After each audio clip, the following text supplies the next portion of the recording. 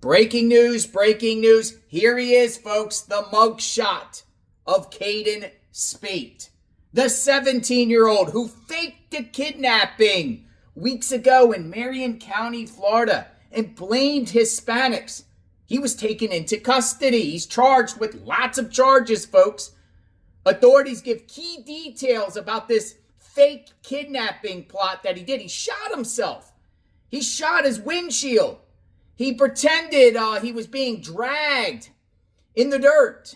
He smashed his own cell phone. He got a bike. He got a tent too, and was found miles and miles away from the alleged crime scene. Well, authorities give details I want to share with you. We've been following this case on JLR Investigates, boots on the ground. Look at this guy. He's in big trouble. 17 years old. He's still incarcerated right now. Check it out. A crazy story out of Florida. A 17-year-old North Florida boy is arrested accused of faking his own abduction. Authorities in Marion County say that the teen told a family member that he had possibly been abducted by 4 Hispanic men in a van last month. However, following an investigation, deputies found details of his story were just simply not true. The teen purchased a bicycle, tent, and sleeping bag. Investigators also say that the teen shot himself in the leg to continue the lie before being found safe. He faces several charges, including making a false report of a crime. But first, here at 4, we've got some breaking news in a case that really captivated Central Florida just a little more than 2 weeks ago. The teen that deputies say staged an abduction in Marion County has just been arrested. Good afternoon. I'm Greg Warmoth. I'm Darlene Jones. Certainly a wild twist here. In the last 2 hours, 17-year-old CADEN SPEIGHT was arrested on several charges, including false reporting of a crime. Channel 9's Ashlyn Webb is live with us with the breaking details. Ashlyn. Yeah, and we are learning now that investigators believe that SPEIGHT actually planned the hoax. Marion County deputies found that he actually made ChatGPT searches on his laptop about Mexican cartels and collecting his blood without causing pain. Now, deputies say September 25th, the suspect falsely reported in a text to his family he had been shot and abducted by 4 armed Hispanic men. Deputies found his truck left behind a bullet hole throughout the windshield of the vehicle with what looked to be blood, and then his damaged phone and drag marks also in the dirt. Now, detectives say he did all of this himself, including shooting himself in his leg and shattering his femur. He was found safe the next day. He now faces charges of presenting false evidence, shooting into a conveyance, making a false report of a crime, and possession of a firearm by a minor. The sheriff's office emphasizing that this cost them and other local and state agencies so much in personnel and resources. He's now in Department of Juvenile Justice custody. We are learning more from this arrest affidavit as well about the evidence Marion County found early on in this investigation that tipped them off that this was a hoax, including what he used to make it look like the bloody scene investigators found. Reporting in studio, Ashlyn Webb, Channel 9 Eyewitness News. That is certainly some bizarre information there. Thanks. Here's a statement put out by the Marion County Sheriff's Office. Today, Marion County Sheriff's Office Major Crimes Detective Jason Williams arrested 17-year-old CADEN SPEIGHT, born in 2008, for presenting false evidence, shooting into a convenience, making a false report of a crime, and possession of firearm by a minor on September 25th, 2025, around 4:10 p.m. MCSO, the Marion County Sheriff's Office deputies, responded to the 12,800 block of Southwest Highway 484 in Dunnellon after SPEIGHT texted his family that he had been shot, and Life 360 showed this as his last known location. When deputies arrived, they located the truck that SPEIGHT had been driving. However, he was nowhere to be found. A vast amount of MCSO resources and personnel, along with numerous other law enforcement agencies, were deployed to search for SPEIGHT and collect evidence at the alleged crime scene. Crime scene technicians observed a bullet hole through the windshield of the vehicle, suspected blood, SPEIGHT's severely damaged cell phone, drag marks in the dirt, and bicycle tracks leading away from his truck.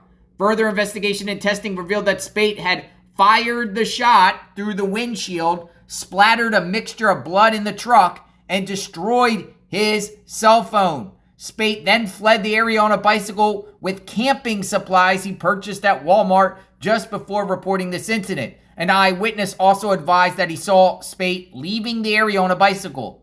While continuing the investigations, detectives additionally learned that Speight had mentioned running away before, and they located ChatGPT searches on his laptop about collecting his blood without causing pain and Mexican cartels.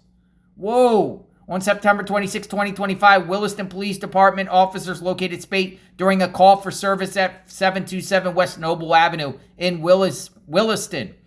Speight was found with a handgun and the bicycle still in his possession. He attempted to continue the ruse and had a self-inflicted gunshot wound to his leg, which shattered his femur and required medical treatment. At the conclusion of our investigation, a warrant was obtained for Speight's arrest. He was ultimately placed under arrest and transported to the Department of Juvenile Justice.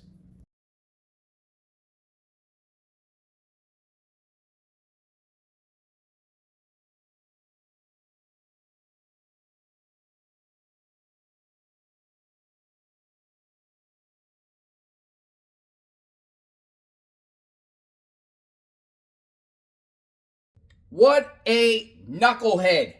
This little pimple-faced kid here caused a lot of havoc here. One, hate crime. I'm shocked that he's not charged with a hate crime considering he blamed Hispanics, right? Everyone at the time, all points bulletin looking for 4 Hispanic men that kidnapped this kid. It was a hoax. I think there's some racism involved here, right? Why would he do that? Why would he blame Hispanics here? So he's not charged with a hate crime, but this is a hate crime for sure. How about all the resources out there looking for this person, including myself? So I do take this very, very personal myself because I went boots on the ground, me and the great Magnolia Investigates, looking for this kid, only to find out it was a lie. It was a hoax. He's playing games. And that's not a laughing matter because so many resources were out there looking for this kid because they have to take the story at face value. But it all began to unravel. But the law enforcement out there, they could have got injured. They could have got hurt. What about the helicopter pilots out there looking for this kid? They could have crashed in the course of this. All the wildlife, these officers going through the swampy, wooded area up there. It's very treacherous in those woods where this happened. Somebody could have got hurt here. And then this could have started a whole type of, race war. Everyone's looking around, blaming Hispanics and everything like that and putting targets on their back in the Marion County area. And then it appears after this hoax got unraveled and he was found, his parents weren't even, cooperating with authorities. I'm shocked that his parents didn't get charged. I was told by the Marion County Sheriff's Office that this is still an active investigation. So we'll see if the parents get charged in this case in any way, shape, or form. But he's being held accountable now, and don't be like Caden here. Now, what do you think the penalty should be for this? He's 17 years old. He's not 18. Florida's not playing when it comes to this. I don't know. Maybe he'll go to juvenile detention center till he's 21. Maybe he'll get a year or some adult probation, some sort of probation, 5 years probation or whatnot. But this is horrible. It reminds me of the Carly Russell case, fake. Reminds me of Rebecca and Jake Harrow, the fake, kidnapping of a baby. This is just, these people are, I don't understand. Well, he's 17. He probably doesn't know better and doesn't know that law enforcement's much smarter than him. People's brains don't fully develop to the 25 anyway. But how does he think? How do these people out there, all these criminals, think they can get away with it with faking? Carly Russell, a baby on the side of the road. Never happened. Rebecca and Jake Harrow. That baby still hasn't been found, but it unravels quickly. These crazy wackadoodles out there think they can pull a ruse. Was he seeking attention? He comes from a blueberry farm, right? A blueberry farm. But yeah, we're covering this case extensively on JLR Investigates. We'll follow the process. I'll share any developments. I think a plea bargain, probably some mental health treatment and some extensive probation, maybe some jail time. I don't think he's going to go to prison for years and years and years, maybe up to 21, but I'm talking about, long term here. Serious charges, folks. He shot himself. So there got to be something weird in his head going on here. What do you think it is? I am JLR Investigates. Accountability time. We'll talk soon. When there's updates, you'll hear it here. Stay tuned.